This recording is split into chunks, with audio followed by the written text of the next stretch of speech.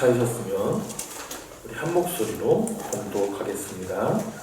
너는 이스라엘의 자손의 온 회중에게 말하여 이르라. 너희는 거룩하라. 이는 나 여호와 너희 하나님이 거룩함이라. 아멘. 오늘은 레위기 말씀을 정리해 보겠습니다. 성경 읽을 때 제일 어려운 부분이 레위기입니다. 지금 성경 기표대로 읽으시는 분들은 레위기 조금 힘드실 수 있습니다. 왜 이런 얘기를 내가 읽고 있어야 되나 싶은 생각이 들게 하는 곳이 레위기고요. 이번 주말 가면 민수기로 가는데 숫자 세다가 끝납니다. 그러니까 왜 이렇게 숫자 세는 걸 읽고 있어야 되나 해도 참고 읽으시면 재밌는 이야기가 곧 나옵니다. 네, 레위기도 사실 굉장히 은혜롭고 재밌습니다. 좀 어려워서 그렇습니다. 좀 정리를 해보려고 하는데요. 출애굽기 마지막 부분에서 하나님께서는 성막을 만들라고 지시하셨어요. 이스라엘 백성들은 그 하나님의 명령을 따라서 헌신함으로 성막을 그대로 만들었습니다. 그리고 하나님께서는 이 이스라엘 백성을 성막에서 만나주십니다. 하나님께서 이스라엘 백성을 애굽 땅으로 인도해낸 목적, 애굽 땅에서 인도해낸 목적을 말씀하셨는데 그 출애굽기 29장 46절에 이렇게 되어 있습니다. 그들은 내가 그들의 하나님 여호와로서 그들 중에 거하려고 라고 하셨어요. 그들 중에 함께 거하기 위해서 하나님께서 애굽 땅에서 이스라엘을 건져주셨다는 겁니다. 그리고 그들 가운데 거하기 위해서 만드신 게 성막이에요. 하나님 그 성막 가운데 거하시면서 이스라엘 백성들을 만나주시겠다라고 하셨습니다. 그러면 하나님께서는 왜 성막에서 만나주시겠다고 하시는 것일까? 그 이유를 알려면 이 성막에서 이루어지는 가장 크고 중요한 일, 이 제사가 무엇인지를 알아야 돼요. 이 제사 제도는 인간들이 죄를 지어서 하나님과 함께 거할 수 없게 되었습니다. 원래 인간은 하나님과 함께 거할 수 있었죠. 죄를 지으면서 하나님과 함께 거할 수 없는 상태가 되니까 하나님께서 만드신 제도가 제사예요. 자, 온통 어둠뿐이어서 빛을 찾을 수 없는 깜깜한 방 안에 있다고 생각해 보십시오. 그러면 그 방 안에 들어가서 불을 딱 켜면 밝아지겠죠. 그럼 이번에는 그 방 안에 어두움을 찾아볼 수 없게 됩니다. 이렇게 빛과 어두움이 공존할 수 없는 것처럼 하나님은 인간과 공존하실 수가 없어요. 하나님은 빛이시고 인간은 죄를 지어서 어둠이 되었기 때문입니다. 그래도 인간과 함께 거하고 싶으신 하나님께서 우리에게 은혜로 주신 제도가 바로 제사입니다. 이 제사를 통하여서 우리 동물을 잡아 제사를 드림으로 이 번제단에서 우리의 모든 죄를 씻음으로 말미암아 나의 죄의 대가를 이 동물이 대신 치르게 하고 우리와 하나님과의 관계를 회복하고자 하는 것이 바로 제사죠. 자, 그런데 이 제사는 한계가 있어요. 이 제사를 한번 지낸다고 해서 내 죄가 모두 다 사라지는 게 아닙니다.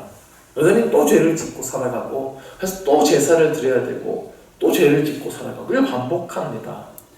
그래서 제사 제도는 앞으로 오실 메시아 예수 그리스도의 죽음을 상징하는 의미가 있습니다.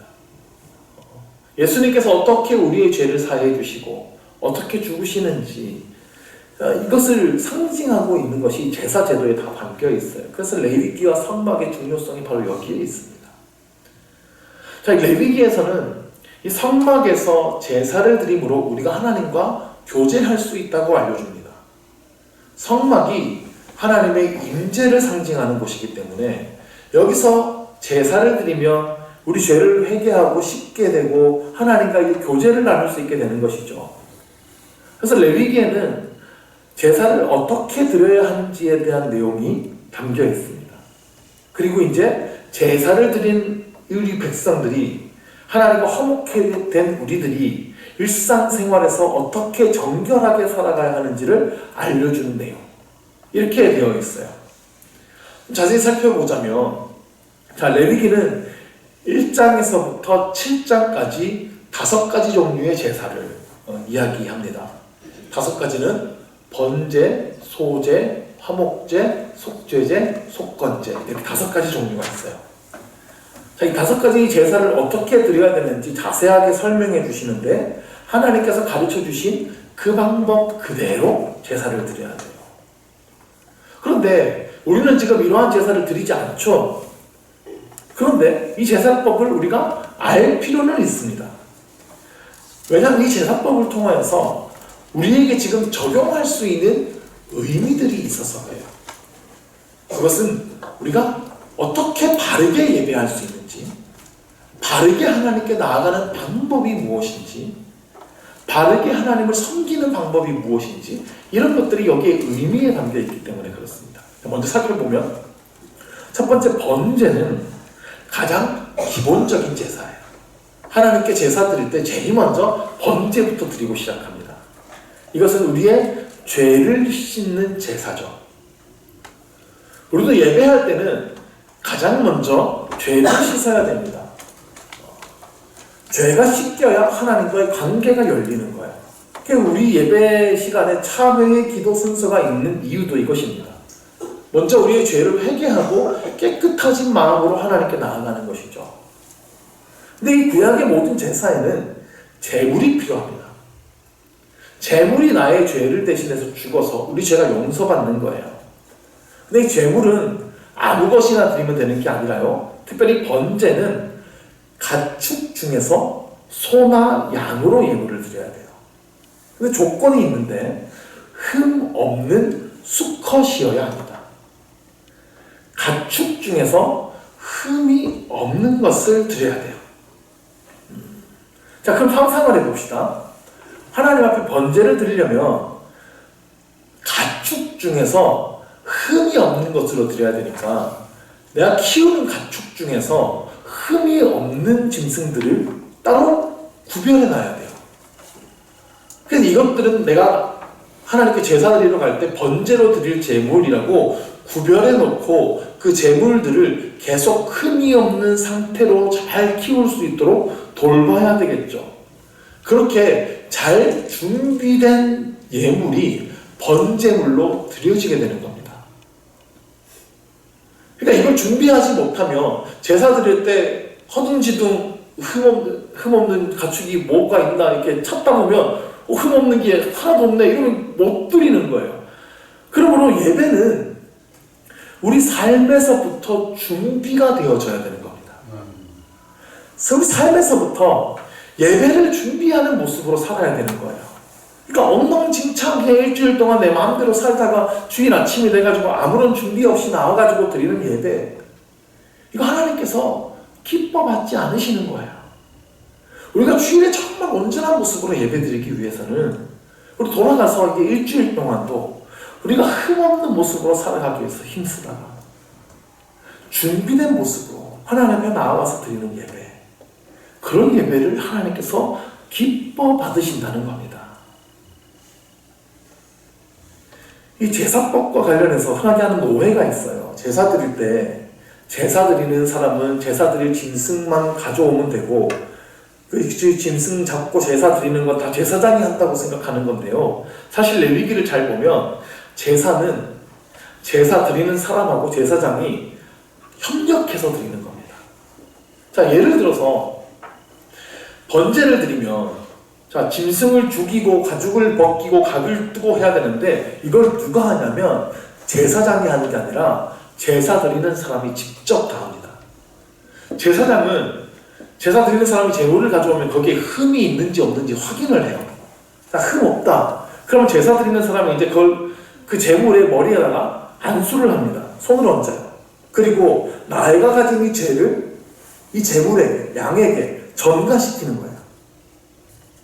내 죄를 고백하면서 이 죄가 이 양에게 옮겨지게 하는 거예요. 그렇게 기도하고 나서 그 양을 끌고 가서 자기가 직접 그 양을 죽이고 가죽을 벗기고 각을 떠요.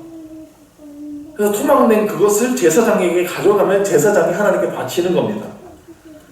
그러니까 제사 드리는 사람이 그 양을 잡으면서 그 죽어가는 짐승과 그 짐승에게서 솟구치는 피와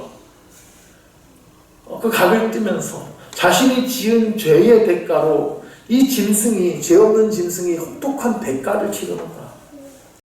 내 죄 때문에 이 양이 그냥 괜히 죽는구나. 그 죄의 대가가 얼마나 무서운지를 직접 자신의 손으로 체험하게 되죠. 그래서 이 죄의 대가가 죽음이라는 것은 내 죄 때문에 이 양이 대신 죽는다는 것을 직접 경험하고 체험하고 본인이 직접 함께 하는 것이 제사예요. 그래서 예배는요, 가만히 앉아서 보는 게 예배가 아닙니다. 함께 참여하는 거예요. 함께 찬양하고, 함께 기도하고, 말씀에 반응하고 하면서 우리가 함께 예배에 참여하면서 하나님 앞에 나아가는 것이 예배죠. 그래서 예배를 본다라고 하는 말은 사실은 잘못된 말입니다. 물론 본다라는 말 자체에 그냥 눈으로 보는 것에 의미만 있는 것은 아니지만 예배는 드리는 거예요. 내가 참여하는 겁니다. 그 가운데 나에게 오시는 하나님을 직접 만나고 경험하고 헌신을 다짐하는 것이 예배죠. 두 번째 제사는 소제입니다. 소제는 유일하게 곡식으로 제물을 바치게 됩니다. 그래서 내가 수확한 곡식으로 하나님께 바치면서 이 모든 것이 하나님께서 주신 것입니다 라고 감사의 고백을 하고, 그리고 앞으로도 하나님께서 주시는 힘으로 살겠습니다 라고 결단의 고백을 하는 그런 감사와 헌신의 제사가 바로 이 소제예요. 세 번째 제사는 화목제인데, 자, 번제는 제물의 모든 것을 다 하나님께 태워서 드립니다. 그런데 화목제는 내장하고 기름 부위만 떼서 그것만 불로 태워요. 그리고 나머지 고기로는 잔치를 벌이게 돼요. 그게 화목제예요. 그래서 하나님과의 관계가 회복된 것, 화목하게 된 것을 즐거워하는 잔치의 제사가 바로 이 화목제라고 합니다. 그래서 이 화목제에 고기가 있을 거 아니에요? 이 고기는 가족, 이웃들하고 나눠서 먹게 되어 있습니다. 그래서 이 고기도 규정이 있는데요. 이 고기의 가슴살하고 오른쪽 다리는 제사장에게 드리게 되어 있습니다. 그리고 나머지 부위들을 가족, 이웃들하고 나눠 먹게 돼 있어요. 그런데 이 화목제를 드리는 몇 가지 경우가 있는데, 내가 정말 감사해서 드리는 화목제가 있어요. 감사로 드리는 제사면 그 화목제의 고기를 그날에 다 소진해야 됩니다. 이걸 절대로 그 고기를 다음 날까지 남기면 안 돼요. 그날 다 나눠줘서 그날 다 먹도록 해야 됩니다.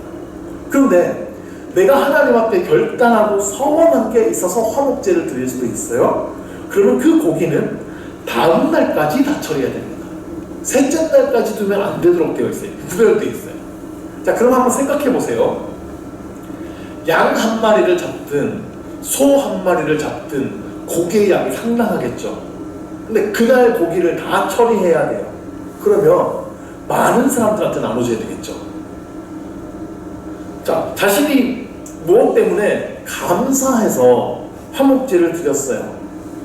그러면 이 화목제의 고기를 그날 다 처리해야 되니까 막 사람들한테 가서 고기를 나눠줄 거예요. 물어보겠죠. 이거 무슨 고기입니까? 그러니까 내가 이런 감사한 일이 있어서 화목제를 드렸습니다.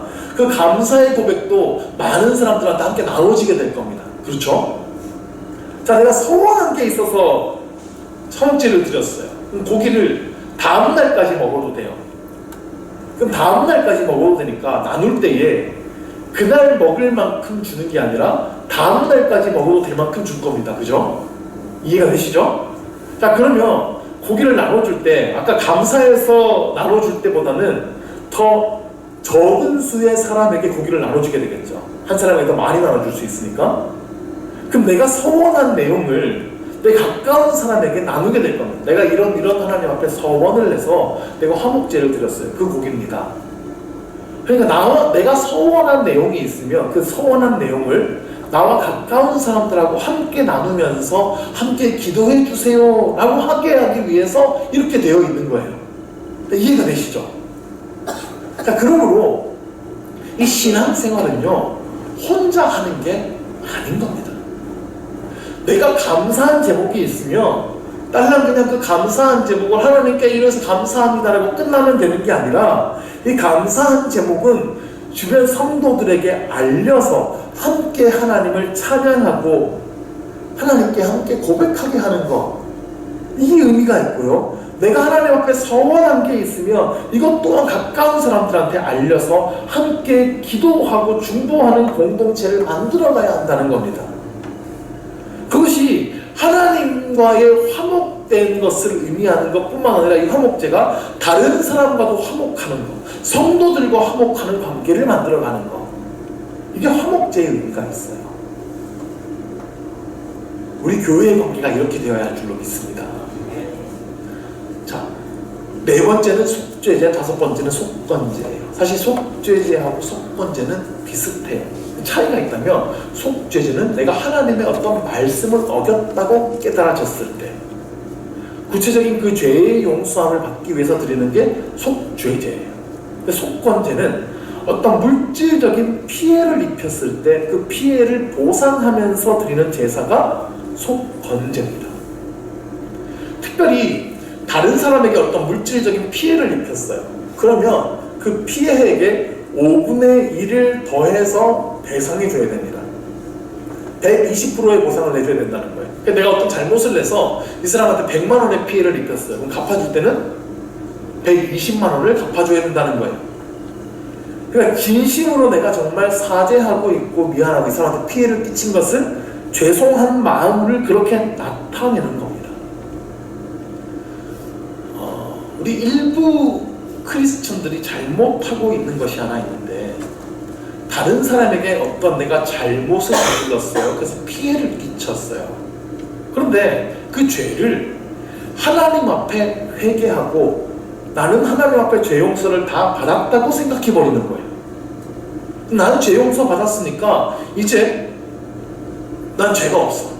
그래서 그 사람한테 굳이 용서를 구할 필요도 없다고 생각하는 거죠. 그렇지 않습니다. 기독교의 용서는 사람에게 잘못한 것이 있다면 먼저 그 사람에게 용서를 구해야 되는 거예요.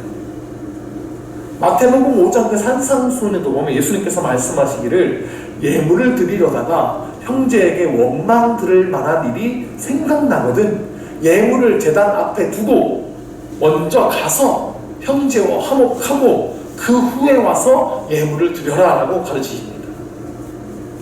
그러니까 이 속건 제사가 가르치는 교훈은 다른 사람에게 피해를 입혔다면 먼저 그 사람에게 가서 사과하고 그 사람이 충분히 받아들일 만한 만족할 만큼의 보상을 해주라는 것입니다.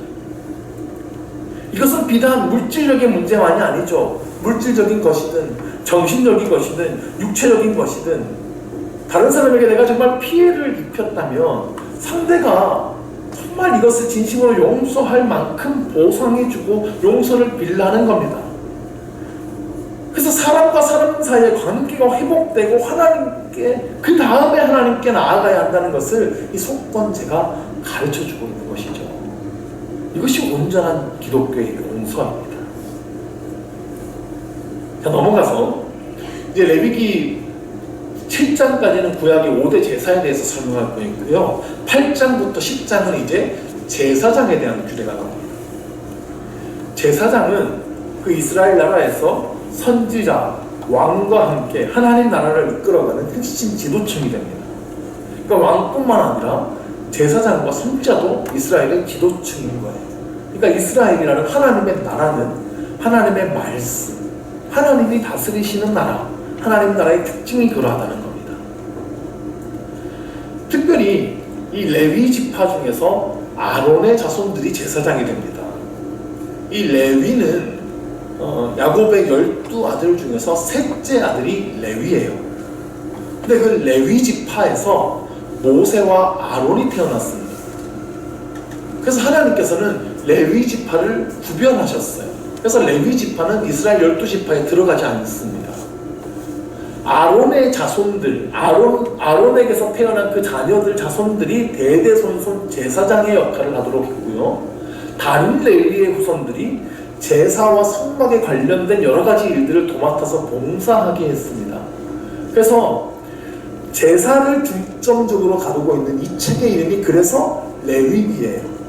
레위 지파들이 어떻게 행해야 되는지에 대해서 많이 얘기하고 있다. 그래서 레위기입니다. 자, 이 레위기 이제 11장부터 15장으로 가면 정결에 관한 내용들이 나옵니다. 이 성막이요, 똑같은 성막이어도 지성소와 성소로 구분되어 있고 바깥 성막으로 구분되어 있고, 그래서 지성소는 거룩한 것이라서 아무나 못 들어가게 구별되어 있습니다.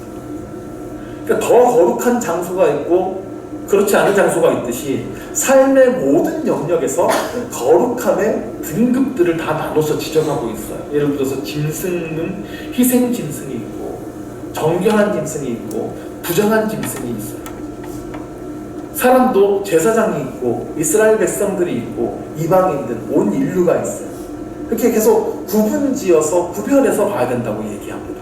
그러니까 이러한 구분은 하나님께 가까이 가면 갈수록 더 거룩해진다는 것을 보여주기 위함입니다. 거룩이 제사장에서 온 인류로 퍼져나가게 하시는 하나님의 여러 가지 목적들을 보여주시는 것이죠. 자, 이어서 레위기의 중심이 되는 16장입니다. 16장에서는 대속죄일에 대해서 설명하는데, 이 대속죄일은 1년에 한 번 이스라엘의 대제사장이 백성의 죄를 용서받는 날이에요. 지금도 유대인들은 이 대속죄일을 지켜요. 대제사장이 자신의 죄를 위해서 먼저 숫송아지를 잡아서 그 피를 들고 지성소에 들어가서 뿌려요. 그래서 제사장의 죄를 먼저 용서받고요. 그 다음에는 온 백성을 위한 염소를 잡아서 또 지성소에 들어가서 그 피를 뿌립니다. 이 날이 대제사장이 지성소에 들어가는 유일한 날인데요. 자, 그런데 이 염소하고 관련된 의식이 하나 있어요. 염소를 2마리를 준비하게 되는데요. 한 마리는 위에서 언급한 것처럼 온 백성의 죄를 위한 속죄제 제물로 드립니다. 그리고 다른 한 마리는 광야로 보내게 됩니다. 그래서 이 염소를 아사세를 위한 염소, 이렇게 전문 용어가 나오는데, 1년 동안 모든 백성의 죄를 고백하면서 대제사장이 이 염소의 머리에다 안수해요. 그래서 모든 백성의 1년 동안의 죄가 이 염소에게 옮겨가도록 합니다. 그럼 이 염소는 온 백성의 모든 불의를 지고 광야로 들어가게 돼요. 이거 아사셀의 염소라고 그러는데, 이 아사셀은 우리 죄를 짊어지고 가는 메시아 예수 그리스도를 상징하게 돼요.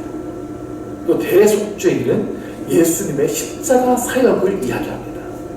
단번에 십자가에서 죽으심으로 모든 백성의 죄를 사하신, 우리 모든 죄를 짊어지고 광야길로 걸어가신 예수님을 상징하는 것이죠. 이 내용이 레위기의 중심에 있다는 것은 레위기의 모든 내용이 예수님의 십자가 속죄를 중심으로 하고 있다는 걸 보여주는 거예요. 예수님께서 제사장의 제물, 온전한 제물이 되셔서 율법의 요구를 다 성취하셨다는 것을 드러내주는 겁니다. 자, 이제 17장으로 가면 이제 제사와 속죄를 통해 정결하게 되었어요. 그럼 이 하나님의 백성이 이제 어떻게 살아가야 하는가, 구체적인 삶의 규례들을 이야기합니다. 여기에도 제사장, 제사, 그리고 절기에 관한 내용들이 막 나오는데, 전체적으로는 삶의 모든 영역에서 우리가 어떻게 정결하게 살아가야 되는지, 어떻게 거룩하게 살아가야 되는지에 대한 내용이라고 할 수 있어요. 자, 아까 우리가 레위기 19장의 말씀을 읽었습니다. 레위기의 핵심 구절이라고 할 수 있는데 이 말씀이죠. 너희는 거룩하라. 이는 나 여호와 너희 하나님이 거룩함이니라. 거룩은 하나님의 속성이에요. 그러므로 하나님의 백성인 우리도 거룩하게 살아야 되는 겁니다. 레위기는 우리가 어떻게 거룩한 삶을 살아가야 되는지를 계속해서 강조하고 있습니다. 거룩한 삶에 대한 또 하나의 중요한 구절이 있는데 레위기 19장 18절 말씀입니다. 이거 같이 한번 읽을까요? 원수를 갚지 말며 동포를 원망하지 말며 내 이웃 사랑하기를 내 자신과 같이 사랑하라. 나는 여호와이니라. 내 이웃을 내 자신과 같이 사랑하라는 말씀이 바로 여기에 나와요. 예수님께서 제일 큰 계명이 뭡니까? 라는 질문을 받았을 때 하나님을 사랑하는 거, 그리고 내 이웃을 내 몸과 같이 사랑하는 거 시작하셨죠.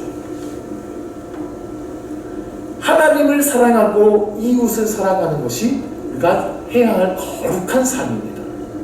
그래서 거룩은요, 말로만 외치는 게 아니고요, 드러나는 행동만 그냥 점잖게 하면 되는 것이 아닙니다. 하나님을 향하여서, 이웃을 향하여서 드러나는 행동이 있어야 된다는 것입니다. 사랑의 행동이 있어야 된다는 것이죠. 자, 레위기 26장으로 가면 이스라엘 백성들이 하나님의 말씀에 순종할 때, 그리고 불순종할 때 어떤 일이 벌어질 것인지 두 가지 미래가 기록되어 있어요. 이제 이스라엘 백성들이 어떻게 살아가느냐에 따라서 받을 복과 저주가 결정되게 됩니다. 이스라엘 백성들은 말씀을 잘 지켜서 복을 받을 때도 있었지만 결국 하나님의 말씀을 계속해서 지키지 않아서 저주를 받게 됩니다. 레위기 26장에는 세 단계의 벌이 나와요. 1단계는 흉년이 들게 되고, 2단계는 수탈을 당하게 될 것이고, 3단계는 포로로 잡혀가게 될 것이다. 이렇게 기록합니다. 근데 이스라엘 백성들이 결국 이 세 단계의 벌을 다 받게 되죠. 이로써 인간은 결국 안 되는구나, 하나님의 말씀에 순종할 수 없는 존재구나, 이게 증명된 겁니다. 하나님은 그러자 그때 메시아에 대한 약속을 주시죠. 예수님을 통해 새 언약을 주시겠다는 겁니다. 죄를 지었으니까 너는 그냥 벌 받아라, 이게 아니라 죄 지은 우리들을 용서하시고 새롭게 하시고 하나님의 말씀을 지키는 거룩한 하나님의 백성이 되게 하겠다는 새 언약을 주신 거예요. 그래서 예수님은 스스로 제물이 되셔서 우리 모든 죄를 씻기셨고, 낮에 말씀드렸듯이 성령께서 우리 안에 오셔서 말씀에 순종하는 새 마음을 주신다는 거예요. 그래서 우리는 왕같은 제사장, 거룩한 나라가 되었어요. 하나님의 이 은혜와 영광을 온 세상에 증거할 제사장의 사명을 받은 것입니다. 그러므로 우리는 성령의 충만을 받아서 하나님의 백성으로 살아가기에 힘써야 하는 것입니다. 아멘. 그렇게 세상을 향한 제사장, 거룩한 하나님의 백성으로서 하나님을 나타내는 저와 여러분 될 수 있기를 간절히 축원합니다. 아멘. 기도하겠습니다. 하나님 아버지, 하나님께서는 값없이 우리의 모든 죄를 용서하여 주셨습니다. 거룩한 하나님의 백성이 되게 하셨습니다. 우리가 이 사명을 잘 감당해 나아가기를 원합니다. 주 앞에 전심으로 예배함으로 하나님을 기쁘시게 하는 예배제가 되게 하여 주시고, 또한 우리의 삶의 자리에서도 거룩한 삶으로 이웃을 내 몸과 같이 사랑하는 거룩한 삶을 나타낼 수 있는 우리가 되게 하여 주옵소서. 그래서 하나님의 거룩하심을 세상에 나타내고 하나님께 영광 돌리는 우리 모두가 될 수 있도록 우리를 붙들어 주옵소서. 아멘. 성령으로 충만케 하여 주시옵소서. 예수 그리스도 이름으로 기도드립니다. 아멘. 교회 소식 전해드리겠습니다. 다음 주는 강릉 기도원 옆에서 방문해서 이렇게 소개하고 또 후원을 요청하는 예배 시간이 있겠습니다. 다음 주일 점심 식사 후에 각 위원회 팀장분들 모여서 간담회하는 시간을 갖겠습니다. 그리고 10일 화요일에는 제 70대 강원동 지방에 가 있습니다. 영국교회에서 있는데요. 저와 우리 이상년 장로님께서 대의원으로 참석하시게 됩니다. 은혜로운 지방에 될 수 있도록 또 기도해 주시기를 바랍니다. 다른 방법 없으시면 축도함으로 예배를 마치겠습니다. 지금은 우리 구주 예수 그리스도의 크신 은혜와 하나님 아버지의 무한하신 사랑하심과 성령님의 매주 교통, 감화, 감동 충만케 하시니 이 시간 거룩한 백성이 되어 주님을 나타내기로 결단하는 사랑하는 성도교회 성도들 위해 그들의 삶과 가정과 직장과 학업과 행하는 모든 일들 가운데 지금부터 영원토록 함께 하시기를 간절히 축원하옵나이다. 아멘.